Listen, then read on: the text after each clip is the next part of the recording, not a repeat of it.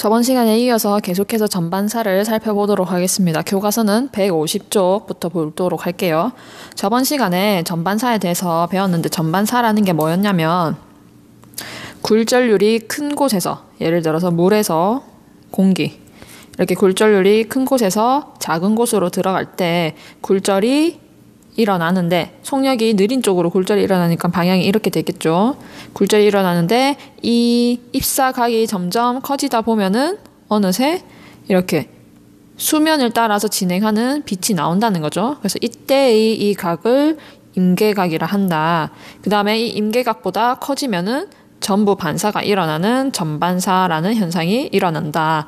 이거를 배웠습니다. 저번 시간에. 그래서 이걸 수식으로 표현을 하자면 여기가 N1이고 N2라고 하면은 사인 세타 C는 N1분의 N2이다. 이게 뭐 물의 상태가 되고 얘가 공기가 되겠죠. 그러면 뭐 1.33 대 1 이렇게 나타나는 게 임계각. 이거를 이제 그 전반사의 식으로 표현을 하자면 이렇게 나올 수가 있었습니다. 그래서 저번 시간에 예시를 살펴보면 수족관에서 물에 비춰진 물고기의 빛이 이렇게 전반사가 일어나면서 우리 눈에 들어와서 수면에 물고기가 보이는 거. 그 다음에 프리즘에서 전반사가 일어나서 되돌아 나오는 현상. 그 다음에 또 저번 시간에 선생님 얘기하다 말았던 게 물줄기를 통해서 레이저를 비췄을 때 레이저가 직진하는 게 아니고 물줄기를 따라서 전반사가 일어나면서 물줄기를 따라 빛이 이동한다 했습니다. 이 현상을 이용한 게 바로 광섬유라고 했어요. 그래서 이 광섬유는 모의고사나 뭐 이렇게 문제로 많이 다루기도 하고 굉장히 중요한 내용이기 때문에 선생님이 나눠서 오늘 설명을 하도록 하겠습니다.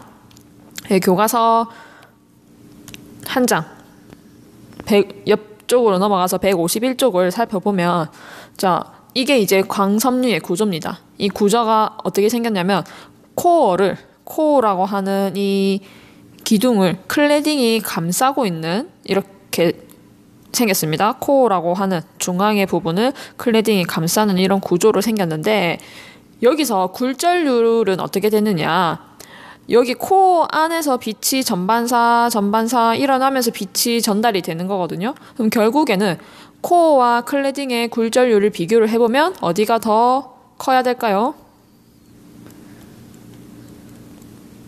그렇죠. 코어 안에서 전반사가 일어나기 위해서는 코어의 굴절률이 더 커야 됩니다. 즉, 그래서 이제 주로 모의고사나 이런 문제에서 물어보는 게 코어와 클레딩의 굴절률이 뭐 어떻게 되는지 이런 상황을 물어본다던가, 또는 뭐 임계각이 뭐 어떻게 되면 어떻게 되는지, 이거는 나중에 문제를 통해서 한번 풀어보도록 할 건데, 어쨌든 코어와 클레딩의 굴절률, 이 관계는 잘 알아두셔야 합니다. 그래서 광섬유에서 빛이 진행할 때는 코어에서 클레딩으로 빛이 진행을 하면서 전반사가 일어나면서 코어 내부로만 빛이 진행을 하게 됩니다. 그 다음에 이 광섬유를 이용한 통신을 광통신이라고 얘기를 하는데, 광통신은 우리가 음성이나 영상 이런 정보를 담은 전기신호, 이게 발신자가 보내는 전기신호를 빛으로 보내야 되니까 전기신호를 빛으로 변환을 하겠죠. 이게 빛으로 변환하여 빛을 통해서 정보를 주고, 그 다음에 수신기에서 빛을 전기신호로 다시 변환하면서 수신자가 정보를 받는 이런 형식으로 광통신은 일어납니다. 그러면 광통신의 장단점은 뭐가 있을까? 먼저 장점으로는 첫 번째, 빛을 이용한 통신이다 보니까 우리가 이 우주에서 가장 속력이 빠른 게 바로 빛이죠. 그러니까 전송 속도가 빠르겠죠. 전송 속도가 빠르고, 그 다음에 빛이라는 것을 통해서 대용량으로 전송을 할 수가 있습니다. 그 다음에 광통신 안에서 전반사, 모두 반사가 일어나는 방식으로 빛을 또는 이 신호를 전달을 하기 때문에 외부 전파에 의한 간섭이나 이런 혼선이 없겠죠. 여기 안으로 뭐 빛이 들어올 수도 또는 나갈 수도 없기 때문에 외부 전파의 간섭을 받지 않는다. 외부 전파에 의한 간섭이 없다. 따라서 도청도 할 수가 없다는 거죠. 두 번째로, 그러면 단점은 뭐가 있을까? 자, 이렇게 광섬유를 연결하는 부분에 먼지나 뭐 작은 이런 방해물이라도 있으면 빛이 제대로 통과할 수가 없기 때문에 틈이 생겨버리면 빛이 또 새어나갈 수가 있기 때문에 광통신이 불가능하죠. 그래서 첫 번째로 연결 부위를 뭐 먼지가 끼거나 이렇게 하면은 통신이 불가능하다.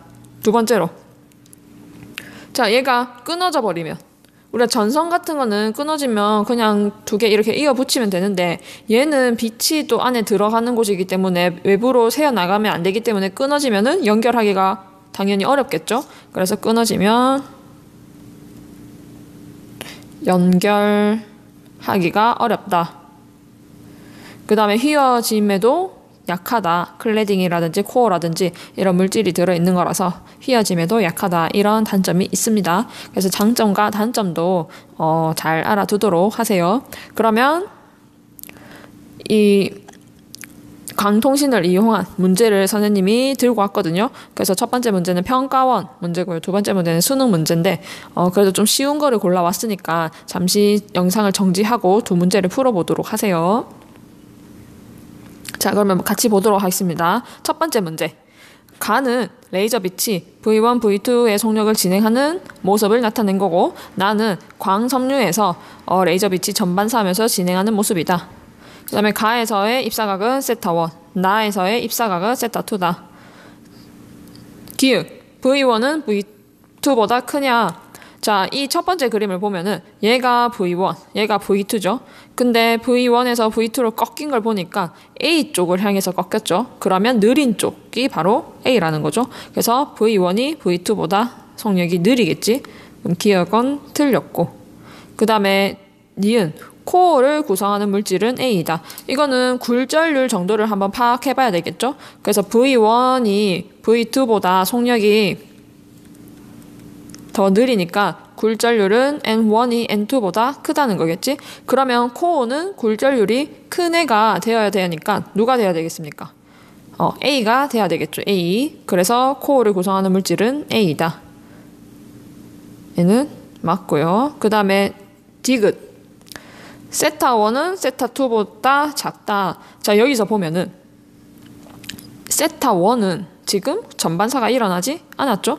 근데 세타1보다 각도가 조금씩 더 이렇게 점점점 증가하면 이런 데다가 전반사가 일어나는 각도가 있겠지. 그래서 세타1은 그런 상황이고 지금 세타2를 보면은 전반사가 일어나고 있죠. 그러면 당연히 세타2가 전반사 임계각보다 크다는 거겠지. 그래서 세타1은 임계각보다 작은 각이고 세타2는 임계각보다 크기 때문에 세타2가 더 크다. 그래서 답은 5번이 될 겁니다. 다들 맞췄나요?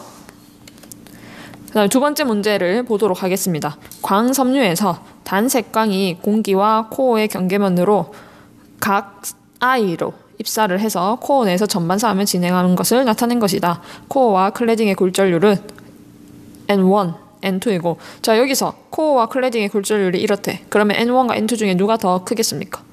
코어가 더 크겠죠.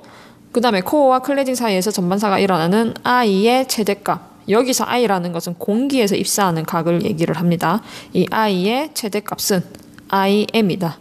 여기서 왜 최대값을 얘기를 하냐면 I가 얘보다 더 커지면 이렇게 I가 이렇게 입사를 하면은 입사각이 커지면 굴절각도 커지죠. 그럼 굴절각이 이렇게 커지면서 이 입사각이 어떻게 되냐면 작아지게 됩니다. 얘보다 작아지게 되니까 전반사가 안 일어날 수도 있겠죠. 작아지면 이런 식으로 전반사가 안 되고 클래딩으로 굴절하는 수가 있겠죠. 그래서 이 I가 전반사가 일어나는 I의 최대값, 이 최대값을 바로 여기서 제시를 한 겁니다. 당연히 I보다 작아지면 전반사가 일어나는데 전반사가 일어날 수 있는 I의 최대값을 IM이다. 이렇게 얘기를 한 겁니다. 그러면 기역.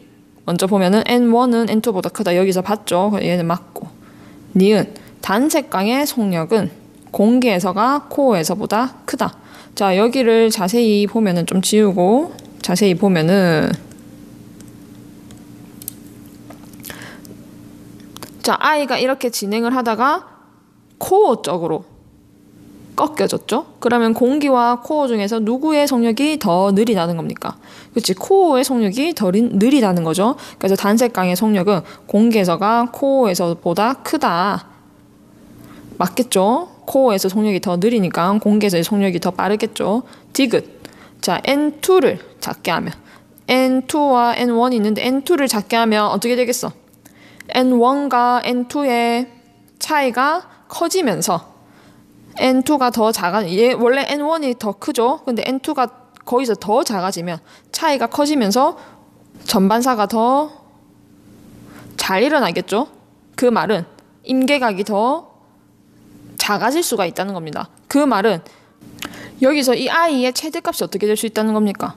커질 수가 있다는 거예요. 아까 여기서 이 i보다 커지면은 전반사가 일어나지 않고 굴절이 될 수 있다라고 했습니다. 근데 이 전반사가 더 잘 일어날 수 있는 조건에는 이 i가 조금 그것보다 더 커져도 전반사가 일어난다는 거죠. 그래서 N2를 작게 하면 전반사가 더 잘 일어나기 때문에 이 im 값은 더 커질 수가 있죠. 작아질 수 있는 게 아니고 작으면 당연히 전반사가 일어나는 거고 더 커질 수가 있다. 이건 최대값이라고 얘기를 했기 때문에 im은 더 커질 수가 있다라고 해야 되는 겁니다. 그래서 답은 3번이 될 겁니다. 그래서 아마 그래도 좀 수능에서 쉬운 문제라고 들고 왔는데 뭐 1번이나 2번 그렇게 어렵지는 않았지만 여기서 이 i와 여기 코어 안에서의 관계까지 세 가지를 다 봐주면서 조금 문제 2번에서 어려울 수도 있었겠다라는 생각이 듭니다. 그래도 전반사를 통해서 우리가 광톤신까지 배워봤으니까 굴절과 전반사 이 단어는 그래도 어렵게 나온다면 여기에서 어렵게 나오기 때문에 이 단어는 잘 공부를 하고 스스로 정리도 해두도록 하세요. 그래서 다음 시간에는 전자기파로 넘어갈 건데 선생님이 한 가지 숙제를 주겠습니다. 네이버 설문지를 올려둘 겁니다. 그러면 네이버 설문지에서 뭘 얘기를 해야 되냐면 전자기파에는 종류가 많습니다. 감마선, X선, 이렇게 자외선 이렇게 종류가 많은데 그 특징과 예시를 좀 간단하게 조사를 해서 선생님한테 설문지로 제출하도록 하세요. 이거는 수업 태도에도 들어갈 수 있는 내용이기 때문에 꼭 반드시 조사를 간단하게나마 해서 선생님한테 꼭 제출하시기 바랍니다. 제출 안 한 학생들은 또 끝까지 선생님이 찾아서 지도를 하도록 하겠습니다. 수고했습니다.